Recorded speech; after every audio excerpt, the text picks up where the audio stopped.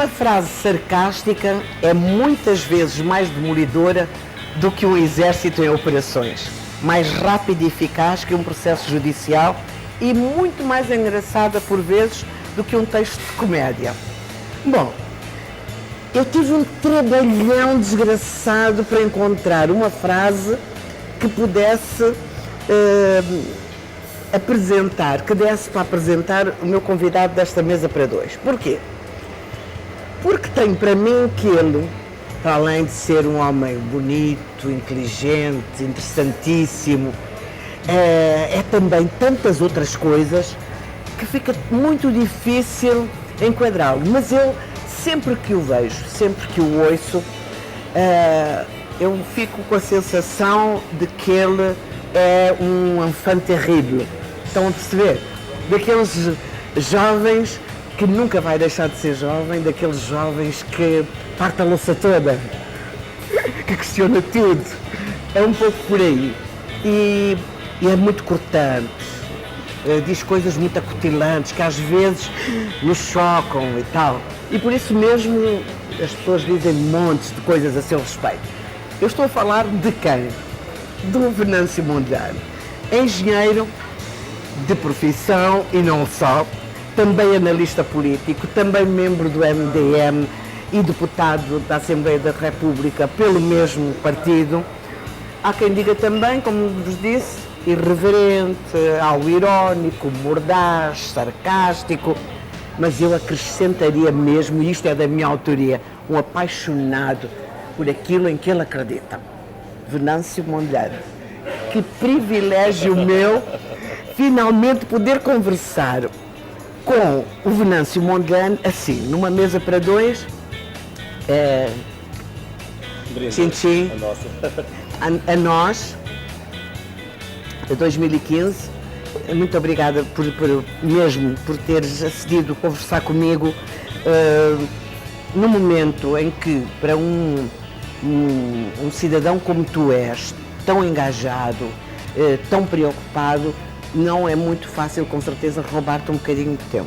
Mas eu morria de inveja cada vez que via os meus colegas entrevistarem-te. Eu dizia, um dia eu hei de entrevistar este senhor, eu hei de estar com ele. Então, muito obrigada mesmo por essa disponibilidade.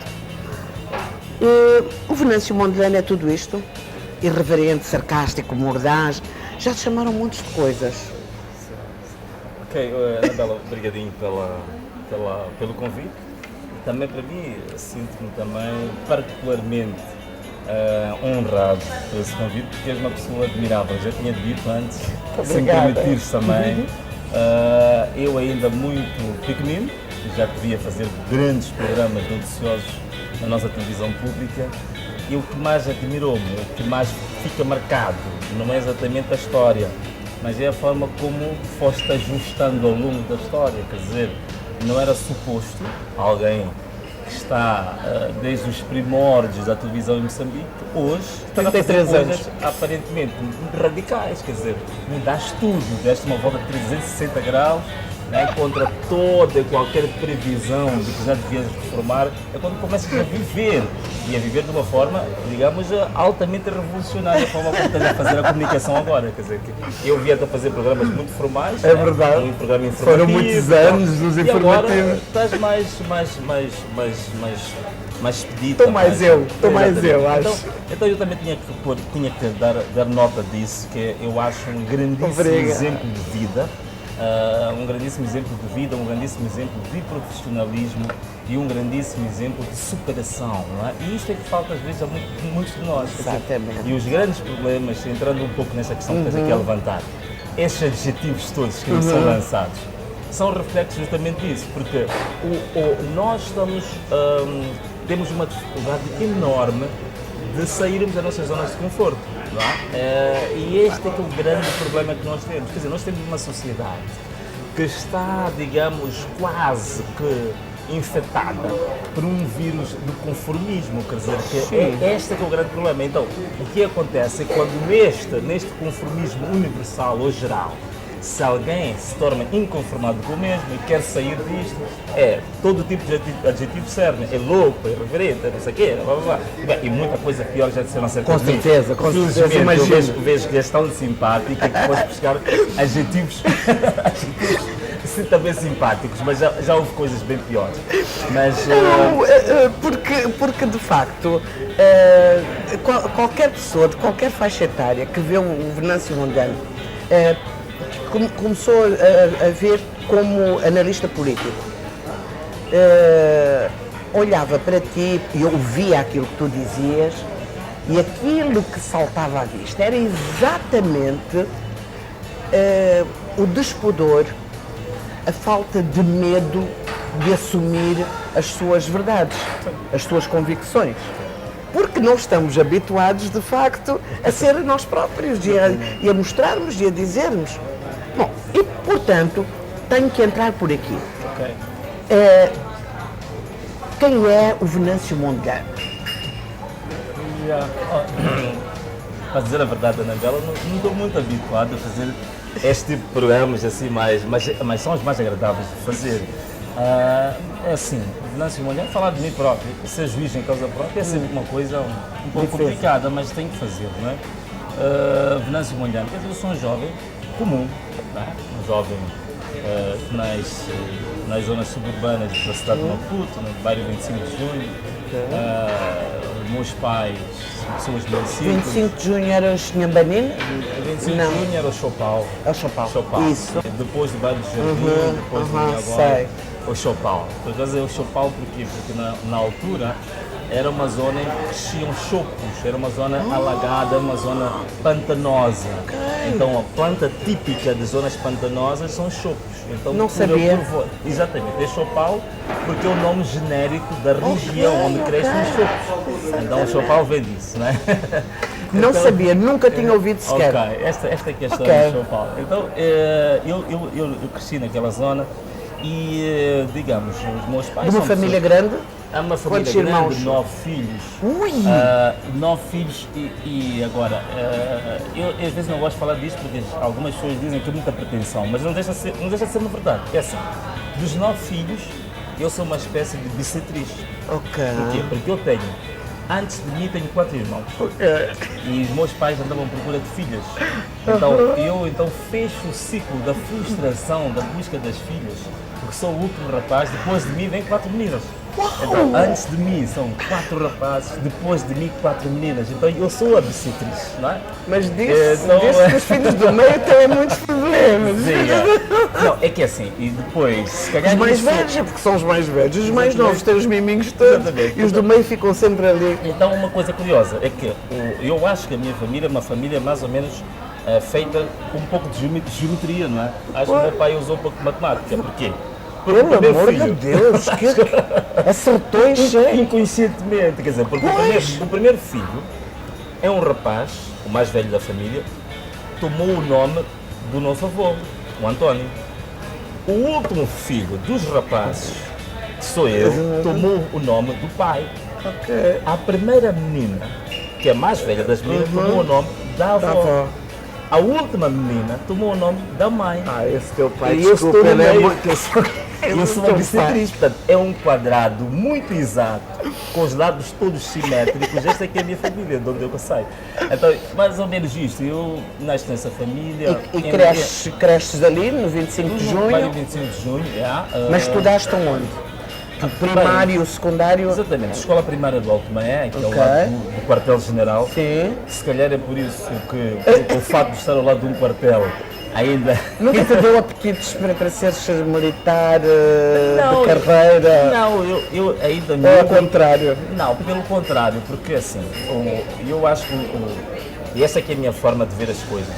Quando nós lidamos com alguma coisa durante algum tempo, eu particularmente crio um instinto natural de quebrar a convivência com uma coisa que já fazia parte da minha história. Então, eu cresci, os meus primeiros 5 anos de escola foram ao lado de um quartel.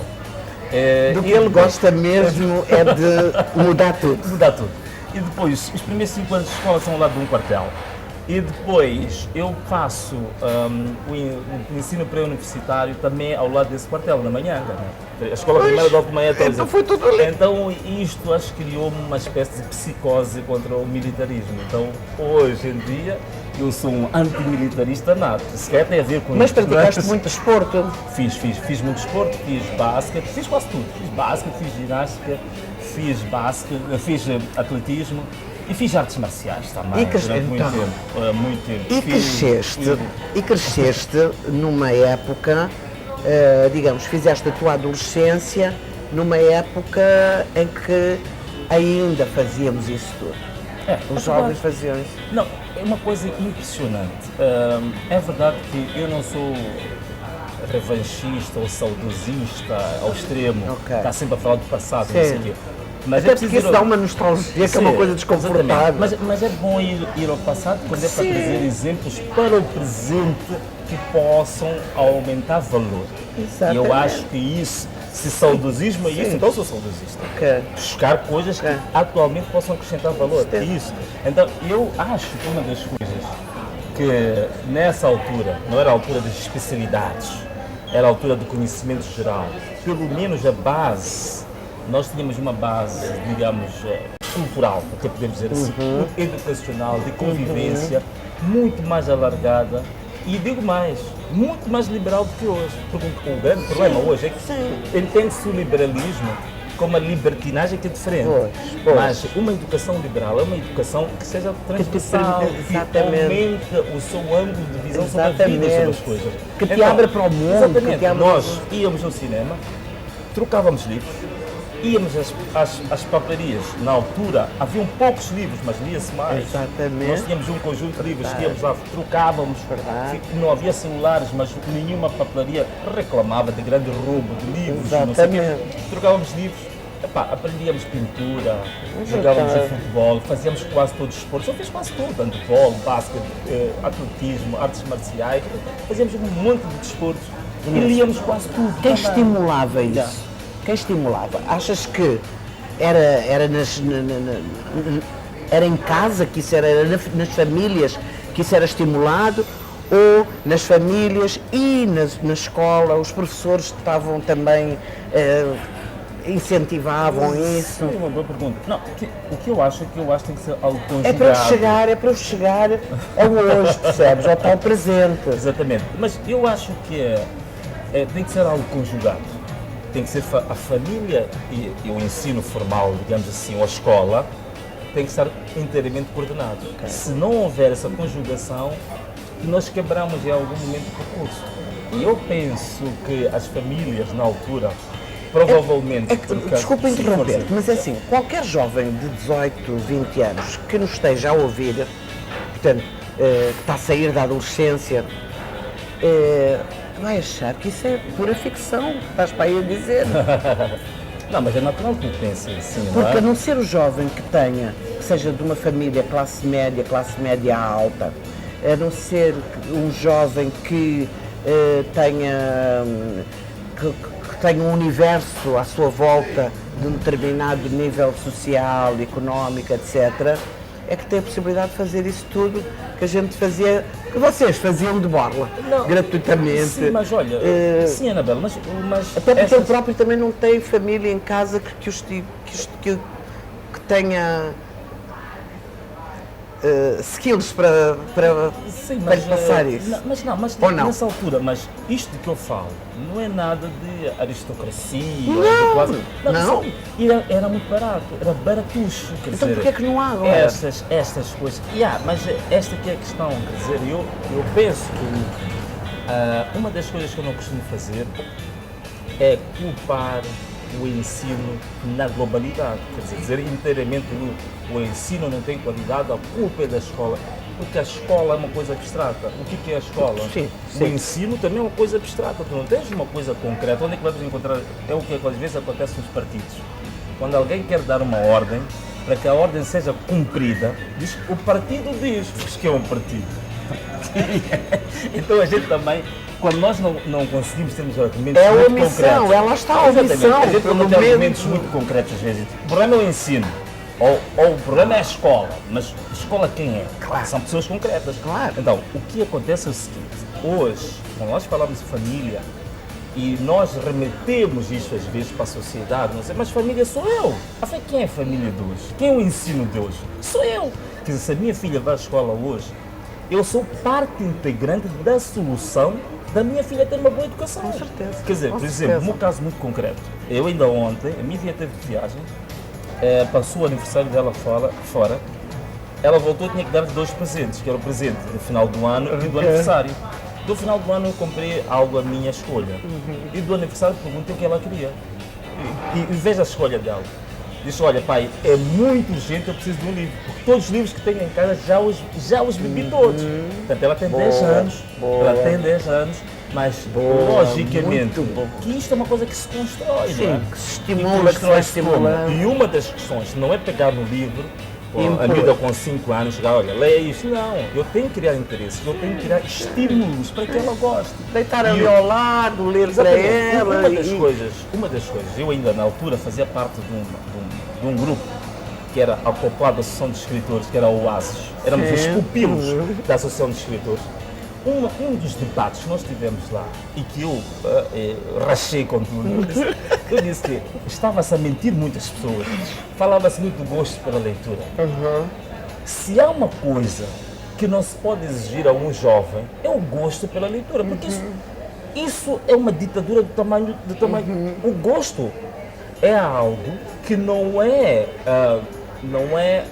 uma escolha. O gosto é algo que aparece espontaneamente. Agora, o gosto pode ser estimulado. Exatamente. Então, quando eu digo que os jovens não têm o gosto pela leitura, eu estou a fazer uma leitura errada. O que eu tenho que fazer, eu como educador, eu como pai, eu tenho que saber se eu tenho dado os estímulos suficientes para criar o gosto. Claro. Então, isto é que é Porque importante. senão vamos passar a vida a queixar-nos no geral. O gosto é um efeito. Claro. É um efeito. Claro. É a ponta do iceberg. Mas a base do iceberg são os estímulos. Então eu tenho que começar com a minha filha a contar-lhe historinhas. Eu tenho que ler as histórias para a minha filha e ela vai se interessar em saber, mas onde é que este indivíduo vai buscar isto que diz?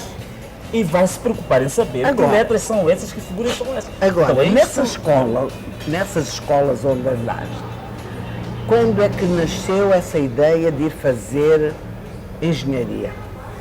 Ou engenharia não era bem o caso?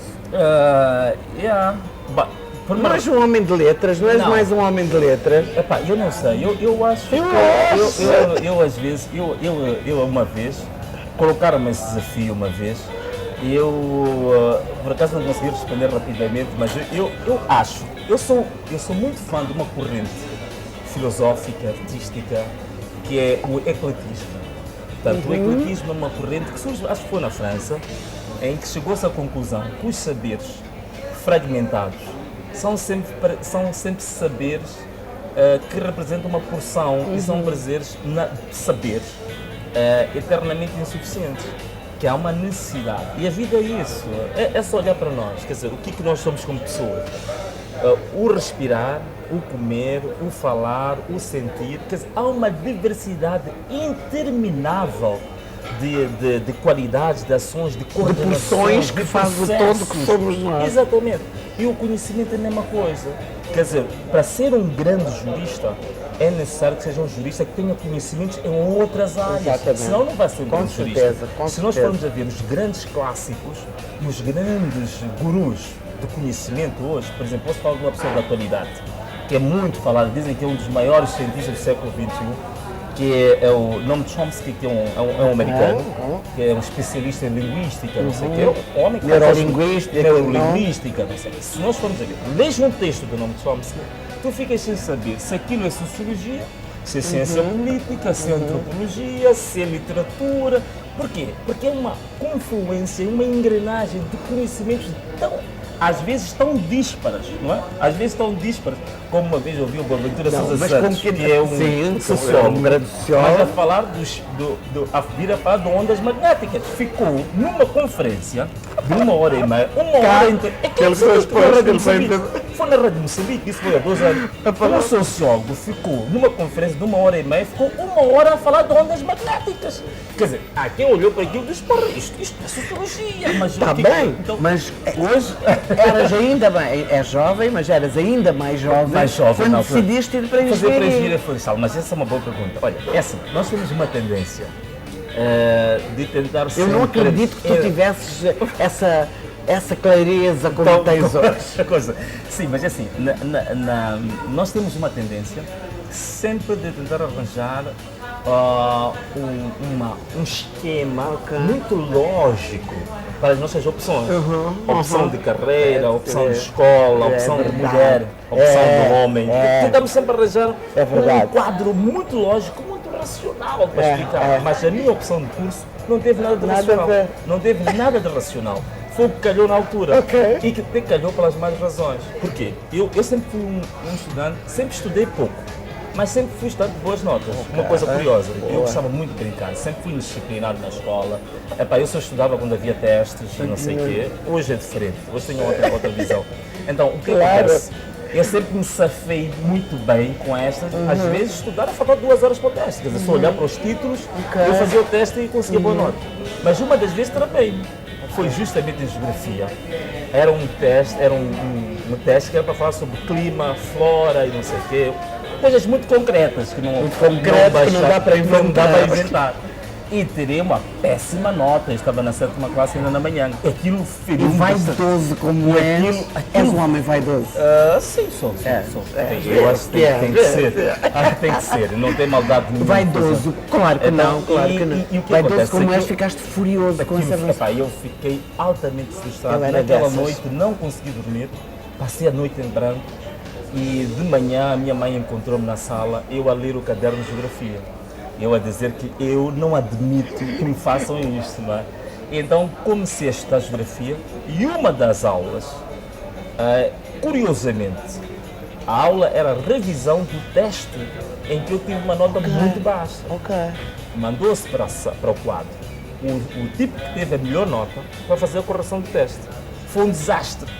E eu levantei a mão, eu disse ao professor que eu podia falar eu podia fazer a revisão do teste sem caderno e sem nada.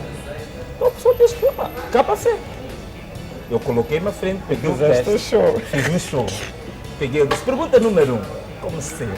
Os climas todos, tropical úmido, a estepe, tudo. E falava muito mais do que a pergunta. Só na primeira pergunta eu escrevi 30 minutos a falar, o professor disse que está bem, já acabou outra pergunta. Então quando cheguei na última pergunta, o professor olhou para mim e perguntou-me quando é que tu tiveste. Eu acho que tive um 8. Quando eu disse isso, todo mundo disse, como é que é possível? Mas dali em diante foi a disciplina em que eu tive as melhores notas, quer dizer, era 20, 19, 20, 19. Então muito ligado ao clima, muito ligado ao ambiente. Então por essa razão, por ter tido uma má nota, justamente na disciplina de geografia na 7ª classe, no primeiro teste, estudei a triplicar e ganhei o gosto pelo ambiente. Então, o único curso que havia na Universidade de Alto Malhã que estava um pouco associado a isto era o curso de Engenharia Florestal. Por essa razão. Portanto, a minha escolha do curso universitário começa quando eu estou na 7ª classe ainda, por um mau desemprego. Exatamente. Da mesma forma, eu comecei a dar aulas pela primeira vez na vida de Física, justamente porque quando entrei na universidade, no primeiro semestre, chamava-se semestre 0, a única disciplina que eu chumbei ao longo do meu curso foi Física. Porque eu achava que Física era uma seca, que não era uma boa disciplina, que não sei o quê, e chumbei justamente essa disciplina. E quando repeti, acho que dispensei com 19, eu ganhei um gosto incrível por Física. Então comecei a ensinar Física para mostrar às pessoas que não era tão difícil assim. E até hoje tenho uma paixão por Física. Por Física, que é uma coisa impressionante. Olha, eu tenho de fazer agora o intervalo. És mesmo isso, és muito apaixonado por aquilo que queres e por aquilo em que acreditas. Mas eu quero saber, depois do intervalo, é claro, quais são as tuas paixões? Que paixões tu tens? Boa pergunta. Porque tu és evidentemente uma pessoa de paixões. O tom que tu pões nas coisas, na maneira como tu falas, tudo para ti é grandioso, é tal. Quero saber quais são as tuas paixões, as paixões do engenheiro Venâncio Mondlane, ele que é engenheiro florestal, acrescentemos, analista político, é deputado da nossa Assembleia da República, portanto, pela bancada do MDM, como vocês sabem, mas para mim é um cidadão que eu acho que muito antes de ser comentarista político e se tornar mediático, ele já fazia acontecer, como já puderam perceber pela primeira parte do nosso programa. É daqueles que faz e acontece, mesmo. Até já.